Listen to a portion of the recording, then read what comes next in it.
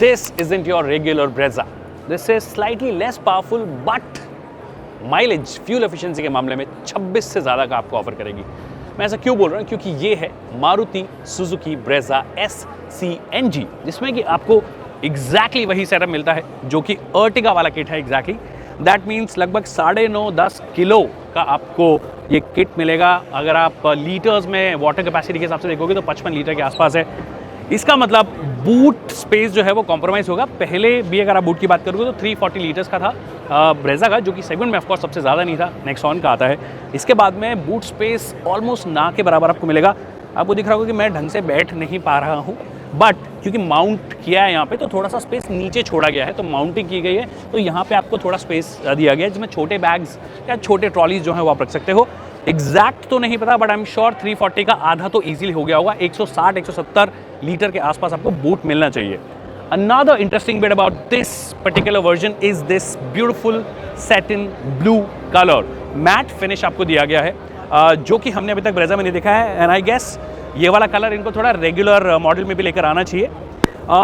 बाकी क्या कुछ है, अगर आप ये देखोगे नीचे से तो आपको ये अलग तरीके का बम्पर दिया गया है, और रेगुलर ब्रेजा की तरह ही इसके अंदर भी आपको 4 पार्किंग सेंसर्स दिए गए हैं। So that's that. यहाँ पर आपको ऑफकोर्स रिफ्लेक्टर्स नज़र आते हैं। बाकी और कुछ ऐसा नया नहीं है जिससे कि आप बोलोगे कि ब्रेजा में मतलब एटलीस्ट एक्सटीरियर वाइज कुछ अलग हो, but because of this colour हर जगह से, हर एंगल से अगर आप देखोगे, कुछ जगह पे क्रोम फिनिश दिया है। उस जो सैटिन ब्लू कलर है या फिर जो मैट फिनिश है उसको थोड़ा एक्सेंचुएट करने के लिए ये पूरा का पूरा क्रोम लाइनिंग आपको नज़र आ रहा है। इसे थोड़ा ब्लैकआउट किया है जो सी पिलर है। रूफ रेल्स का कलर भी जो है वो भी आपको थोड़ा सा अलग नज़र आएगा। बाकी फ्रंट से एक बार देख लेते हैं। ऑलराइट, तो फ्रंट में भी कोई कुछ खास चेंज नज़र नहीं आ रहा है। ऑफकोर्स थोड़ा बहुत ट्रीटमेंट जो है वो बम्पर का हल्का सा अलग किया गया है, ग्लॉसी टाइप फिनिश आपको दिया गया है। So all of that is being given. बाकी LED हेडलैम्प वगैरह, LED फॉग लैम्प वो जो पहले थी वो सारी चीज़ें आपको मिलती है। जो चेंज है बाय द वे वो है इंटीरियर में। तो जैसे कि मैंने कहा था कि अंदर से काफ़ी कुछ चेंजेस आपको नजर आएंगे। काफ़ी कुछ तो नहीं, बट एटलीस्ट जो ट्रीटमेंट है वो आपको अलग नजर आएगा। जैसे कि ये वुड फिनिश जो है वो आपको ये डैशबोर्ड पे नजर आती है। फॉक्स वुड है, ऑफकोर्स वुड नहीं होता है, ये होता प्लास्टिक ही है, बट फिनिशिंग वैसे दी गई है, जो कि एक चीज़ है। बाकी वायरलेस चार्जर वगैरह ये सब चीज़ें इसमें नहीं मिलती है। एक और चीज़, अगर आप हेडलैम्प की बात करोगे तो ऑटोमेटिक हेडलैम्प्स आपको नहीं मिलते हैं, ये रेगुलर वाले मिलते हैं। दैट मीन्स ये किसी मिड वेरिएंट पे हो सकता है, ZXi पे बेस्ड हो या उससे नीचे वाले पे बेस्ड हो, बट यहाँ पे आपको ऑटोमेटिक हेडलैम्प जो है वो नहीं दिया गया है। और एक और चीज़, जो थोड़े fancy features Maruti Suzuki Brezza में आपको मिलते थे, मतलब वो जो हेड अप डिस्प्ले मिलता था वो यहाँ पे गायब हो गया है। बट ये टच स्क्रीन भी जो है वो आपको छोटा नजर आता है। बेजल्स बड़े हैं तो ऑलमोस्ट वैसे लगेगा, but this is a smaller touch screen. But हाँ, एप्पल कारप्ले और एंड्रॉइड ऑटो में मिलेगा।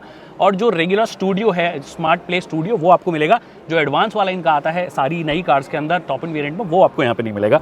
उसके अलावा एज सच कोई और चेंज है नहीं ऑनेस्टली। यहाँ पे भी अगर आप देखोगे तो ये ब्राउन का इस्तेमाल किया गया है, ये वुड से मैच करता हुआ ये इस्तेमाल किया है, जिससे कि थोड़ा सा अलग लुक डेफिनेटली इसमें आ रहा है।